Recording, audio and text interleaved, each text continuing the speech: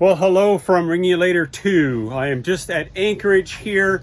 Pulled in yesterday. Beautiful sea conditions coming up from Cape May, and just sitting here at anchor. And the water is calmed down a little bit now. There's quite a bit of wind last night and overnight, so it'll take at least a day for that to settle down. So I need to go back out there, back out the ocean to get up to New York Harbor. It's about 50 nautical miles to get up there.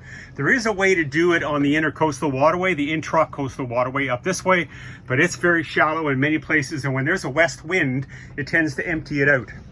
So anyways, an update on the engine. So this is Perky. So it is a Perkins P104. I'll just climb down here as I go. And it is a 105 horsepower, 6-cylinder diesel. So the problems I had, the big problems of course, were the fuel leaks. And it turns out it was right here in the bottom where the governor and the fuel shutoff are, underneath the fuel pump. And one of the O-rings there was leaking, changed that O-ring, and it started leaking somewhere else. So that was the end of that story. So sent the whole fuel pump and assembly all in. They got it rebuilt. Took them only 24 hours. It was wonderful. Sent it back, put it back in. We changed the fuel filter, the finishing fuel filter at the same time. But the problem is that we couldn't get that thing to seal again afterwards, so it was sucking air. Couldn't get the engine to start. So when you get air in these diesels, they do not want to run. So you have to bleed off the fuel injectors and bleed off on the bottom of the fuel pump, and it was just all kinds of fun.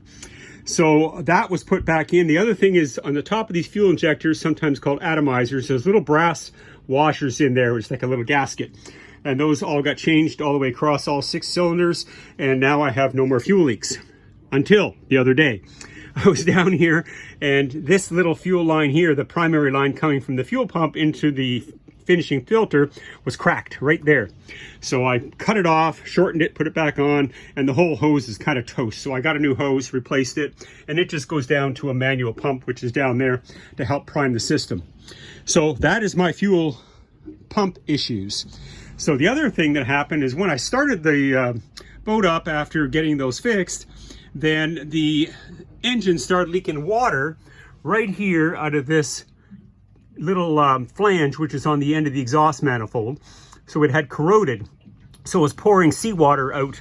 So I got a new flange, put it on there, sealed it up, and it does not leak a drop. So what happens is the raw water comes in from a pump, gets circulated on the outside of the heat exchanger for the glycol, which cools it like a regular engine then. Then it comes out the other end, goes into the exhaust manifold, and then gets spit out, with the exhaust on the outside of the exhaust pipe. So that is all fixed and good to go. That was great. So the other thing is, when I had the guy come in, and when I was in, where was I? Oh my goodness, I've been in so many places, I'm losing track of different places. New Bern. So I had the fuel system tanks cleaned. So this thing has 4 fuel tanks. One small one on the starboard side, 48 gallons. Another one here, 48 gallons on the port side. And right there where the shaft goes through is a 125-gallon tank. Behind it is a 225-gallon tank, so 4. So 450 gallons of fuel if you're doing the math. So it turns out is that center tank has not been used in years. And the fuel in it was dirty and full of water. It was an algae. It was unbelievable. So the guy pumped it through for, I bet you, 8 or 9 hours straight, trying to get that fuel clean. Finally, it got polished up and cleaned up.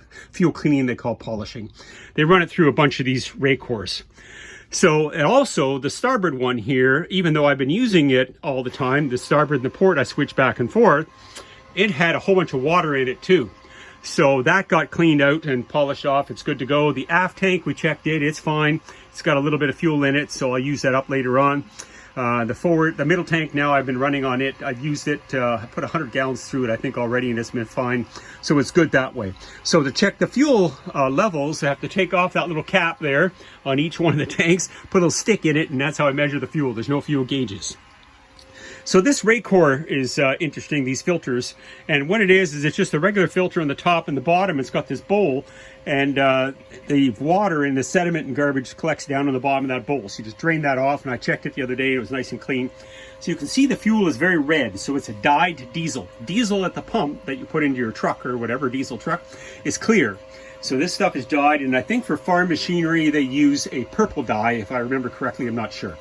So these things help clean off. So this is the primary filter, and then the finishing filter on the engine over there.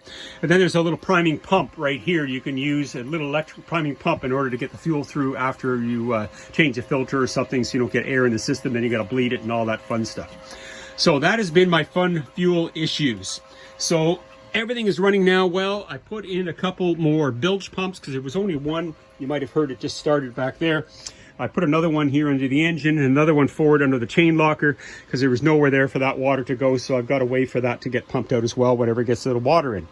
So the engine's running very well, which is good. So it'll get me home.